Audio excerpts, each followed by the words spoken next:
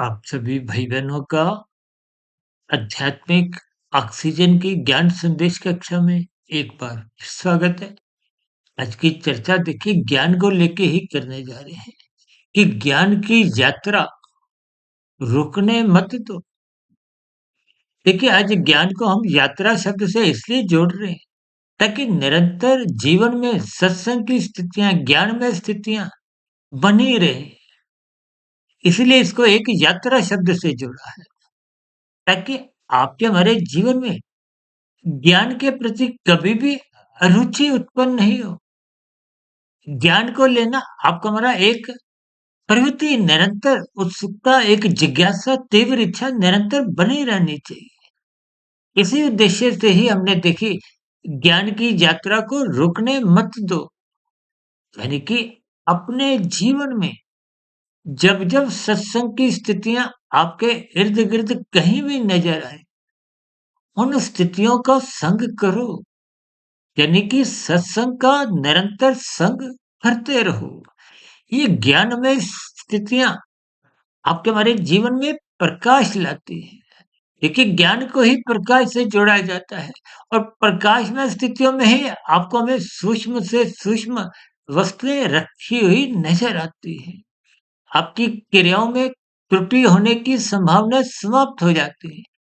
इसी तरह जब-जब ज्ञान की स्थितियाँ निरंतर आपके हमारे जीवन में बनी रहती हैं, तो आपके हमारे व्यवहार में, यानी कि आपके हमारे कर्मों में कहीं भी कोई एक रुकावट नहीं आती। रुकावट का अभिप्राय यहाँ एक पाप कर्मों की स्थितियों से है। यानी कि जब आपको ज्ञानमय स्थिति में एक निरंतर सही गलत की पहचान बनी रहती है, तो कहीं भी त्रुटि होने का प्रश्न ही नहीं उठता। तो फिर ऐसी स्थितियों में ना तो मनुष्य कानून का उल्लंघन करता है, ना ही शास्त्र विरुद्ध पाप कर्म करता है। तो ऐसी स्थितियों में उसका जीवन अनुशासित बना रहता है। अनुशासित जीवन में ही उसकी दिनचर्या व्यवस्थित बनी रहती है, जो निरंतर मनुष्य की आध्यात्मिक उन्नति की दरवाजे खोलती जाती है।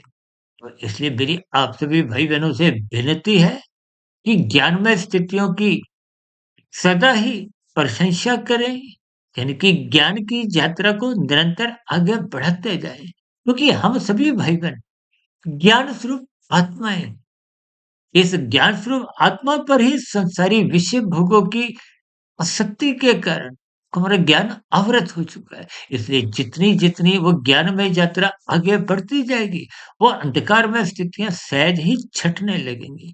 कल फिर मिलते हैं एक नए ज्ञान संदेश के साथ। तब तक सुधीर भाटिया फकीर को इजाजत दें। वीडियो विशेष को सुनने के लिए आप सभी भाई बहनों का बहुत बहुत धन्यवाद।